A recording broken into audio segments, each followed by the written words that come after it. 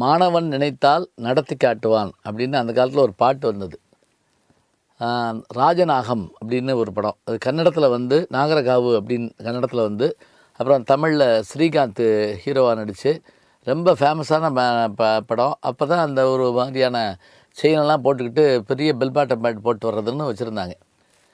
பொதுவாக மாணவர்கள் அப்படின்னு சொல்லி பார்த்திங்கன்னா பள்ளி மாணவர்கள், கல்லூரி மாணவர்கள், அதுலேயும் பொறியியல் கல்லூரி, சட்டக்கல்லூரி, மருத்துவக் கல்லூரி, அக்ரிகல்ச்சர், வேளாண்மை கல்லூரி என்று மாணவர்களை பிரிச்சுக்கிட்டே போகலாம். ஒரு காலத்தில் குருகுல வாழ்க்கையில் ஆசிரியர், மாதா பிதா, குரு, தெய்வம், அதாவது தெய்வத்துக்கு அடுத்தபடியாக அப்பாவுக்கு அடுத்தபடியாக இருக்கவர் குரு. மாணவர்கள் அதே மாதிரி ஆசிரியரை கண்டா எழுந்து நிற்கணும், பணி ஓட்டிருக்கணும், இதெல்லாம் இருந்தது. பிறகு எல்லாருக்குமான கல்வி முறைகள் வந்தபோது ஆங்கிலேயர்கள் வந்த உடனே என்ன பண்ணாங்கன்னா திண்ணை பள்ளிக்கூடங்களை மாற்றி அதை பொது பள்ளிக்கூடங்களாக மாற்ற ஆரம்பித்தார். அப்போ தான் அங்கே என்ன ஆச்சுன்னா எல்லாருக்குமான கல்வி வந்தது. அப்போ மாணவர்களுடைய ஆற்றல் எப்படி இருந்துச்சுன்னா நினைவாற்றலுக்கு முக்கியத்துவம் கொடுத்தாங்க. குறிப்பாக தேர்வு முறைகளில் முதல் மதிப்பெண் பெறுறது அப்படிங்கிறது நினைவாற்றல் மூலமாக இருந்தது. அதோடு மட்டுமல்ல, மாணவர்களை பயன்படுத்தி அரசியலில் பெரிய சாதனைகள்லாம் செய்ய முடியும்னு நினச்ச இது யாருன்னு பார்த்திங்கன்னா காந்தியடிகளை முதல்ல எடுத்து பார்த்தா அவர் ஒத்துழையாமை இயக்கம் அப்படிங்கிற விஷயத்தில் அவர் தான் முதல்ல என்ன பண்ணுறாருன்னா மாணவர்களை சொல்லி, இப்போ நீங்கள் வந்து இப்போ கல்லூரியை விட்டு வெளியே வாருங்கள், வேலை அலுவலகங்கள் வெளியே வாருங்கள் அப்படின்னு சொல்லி ஒத்துழையாமை இயக்கத்தை ஏற்பாடு பண்ணுறாரு. அப்போவே மாணவர்கள் என்ன செய்கிறாங்க, சுதந்திர போராட்டத்தில் ஈடுபடுறாங்க. பிறகு மாணவர்களுடைய பெரிய பலத்தை வைத்துக்கொண்டு ஆட்சியே பிடிக்க முடியும் அப்படின்னு காட்டிய பெருமை யாருக்கு உண்டு என்றால் பேரறிஞர் அண்ணா அவர்களுக்கு உண்டு. திராவிட முன்னேற்றக் கழகம் தமிழ்நாட்டில் ஆட்சியை பிடித்தது 1967. அப்போ இந்திய எதிர்ப்பு போராட்டம் நடந்தது.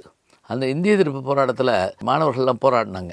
அப்போ மாணவர்களுடைய ஸ்ட்ரென்த்து, இளைஞர்களுடைய ஸ்ட்ரென்த்துங்கிறது பெரிய தன்மையாக இருந்தது. பிறகு கல்லூரிகள்லேயும் பள்ளிக்கூடங்கள்லேயும் தேர்தல்கள் நடக்கும். இந்த தேர்தல்கள் மூலமாக மாணவர்களுக்கு அரசியல் ஓரளவுக்கு அறிமுகமாச்சு. நாளாக என்னாச்சுன்னா இந்த தேர்தல் முறை இவை எல்லாமே மாணவர்களுடைய கல்வியை கெடுக்குது அப்படிங்கிற மாதிரி வச்சு அதை கொஞ்சம் கொஞ்சம் ஒடுக்க ஆரம்பிச்சிட்டாங்க. மாணவர்கள்ட்ட வேகம் உண்டு, விவேகம் உண்டு, ஆற்றல் உண்டு. அதனால தான் அந்த வயதில் வந்து என்ன செய்கிறாங்க, ஐஏஎஸ் எழுதணுமா, இது இராணுவத்தில் போய் சேரணுமா, காவல்துறையில் போய் சேரணுமா, எல்லாவற்றுக்கும் கொண்டு வர்றாங்க. இன்றைக்கி மாணவருடைய சூழல் எப்படி இருக்குது அப்படின்னா நமக்கு கொஞ்சம் அச்சந்தர முறையில் இருக்குது. காரணம் என்ன, பொழுதுபோக்கு அம்சங்கள் நிறைய வந்துருச்சு. அவருடைய எந்த நேரமும் முந்தையாவது செல்ஃபோனை காதுக்கு வெளியே வச்சுருந்தாங்க. இப்போ என்ன ஆச்சுன்னா ப்ளூடூத்துங்கிறதுனால காதுக்குள்ளே சொருகிடுறாங்க. இப்போ காதுக்குள்ளே அதுவும் கண்ணுக்கு முன்னாடி வாட்ஸ்அப்பும் எல்லாம் இருக்கிற போது என்ன ஆகுதுன்னா பல பேரை வந்து ரோட்டில் கையை பிடிச்சி தான் கூப்பிட்டு போக வேண்டிய ஒரு சூழல் இருக்குது. அவருக்கு பார்வை குறைவா எல்லாம் தான் இருக்குது.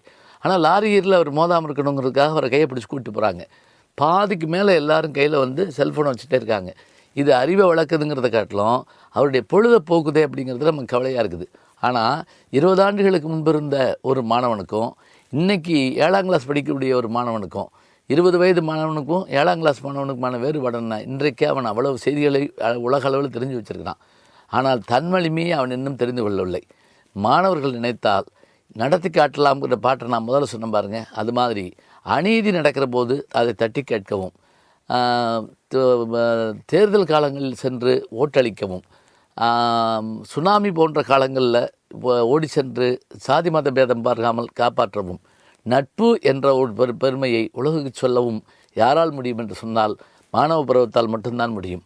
ஆக மாணவர்கள் கல்விக்காக மட்டுமில்லாமல் களத்திலே போராளிகளாகவும் திகழக்கூடிய காலம் இருக்கிறது. அதனால்தான் ஜல்லிக்கட்டு மாபெரும் வெற்றியை பெற்றது என்று சொன்னால் அங்கே மாணவர்களுடைய பங்கும் அதிகம் இருக்கிறது.